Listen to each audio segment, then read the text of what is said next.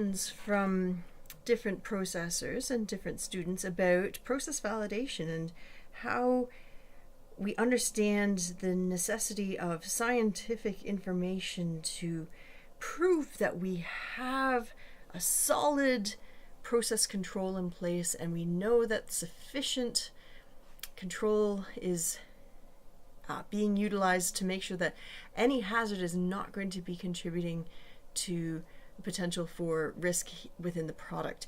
One of the most common process validations is time-temperature combinations for the destruction of different pathogenic organisms. And today we're going to talk a little bit about that. Now, why is this important? Well, so many product developers, whether thinking about products for consumers or industrial processes, need to understand what is the cooking instruction. How long am I cooking something for? What temperature? Now, all of you have likely taken your food handlers certification, and in there they talk about must hit an internal temperature of this temperature.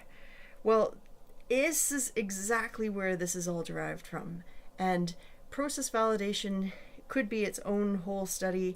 I'm going to give you a couple short video clips to help you start along your process. One thing that's really important to note: if you do not understand what's going on, always ask for help. There are a variety of different places to get help. Consider contacting one of the National Technology Access Centers, such as the one at Niagara College, to get some technical assistance from folks like myself. Because if you do it right, it's great. You can save a lot of money, but if you do it wrong, you kill people. And do not do it wrong. Please make sure to reach out for help if you need it. So what are we going to learn in this video? We're going to be able to research some log reduction targets for different organisms. We're going to talk about how people track time and temperature during cooking processes. We're going to identify the key constants relative to the product and use some different computer applications to calculate it.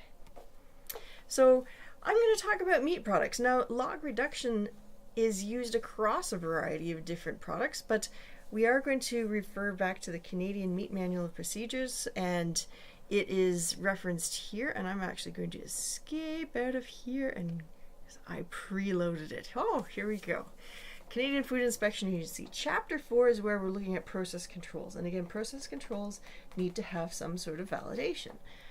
And I highly encourage people to take a read if you're in the meat industry or if you're making any sort of meat products. Chapter 4 is a great read. We're going to take a look at this chapter here, 4.4.1, Control Program Requirements for Making Ready-to-Eat Meat Products. And what's listed here is that specifically manufacturing processes have to show that there's an appropriate internal temperature dwell time for reduction of salmonella in products. So 6.5 log reduction of salmonella in meat products that contain no poultry, or 7 in products that do contain poultry. It's also, again, take the time to read it. There's also an additional log reduction target for E. coli 0157H7, which is 5.0. And do take the time to read the manual. Different commodities have different log reduction targets, but you'll note these log reduction targets. What on earth does this mean? Well, think of your population of bacteria. If you have, let's say there's 100 bacteria per gram, 1 log reduction means that you're getting rid of 90% of it. So if you have 100 bacteria per gram, or 100 CFUs per gram as it's often expressed, you're getting rid of 90% of it, or 90 bacteria. You're left with 10 bacteria in the system. 2 log, it's implying you've got 99% down.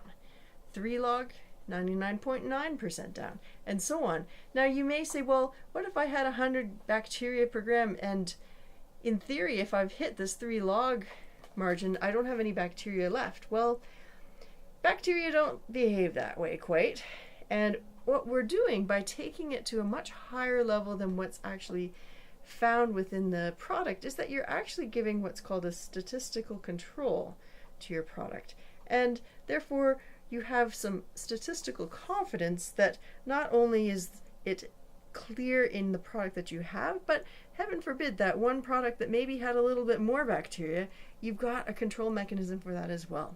And so it's highly unlikely you ever see meat products with bacterial loads that high, but what you're doing is ensuring you've got good statistical control on your product.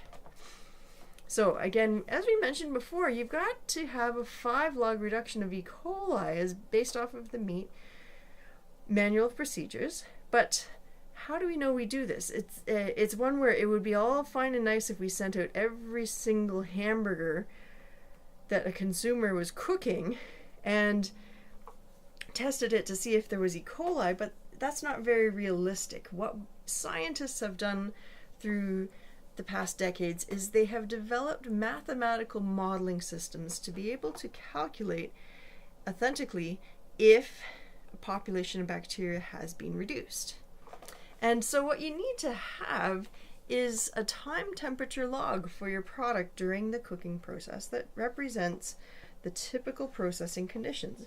And these are commonly done by using data loggers. And so you've got a temperature probe that you put into your product, and you make sure it's as close to dead center as possible. So that's going to be your coldest spot, and this lowest area to heat up. They come in a variety of different formats. Some of them wire into computers or programmable logic controllers.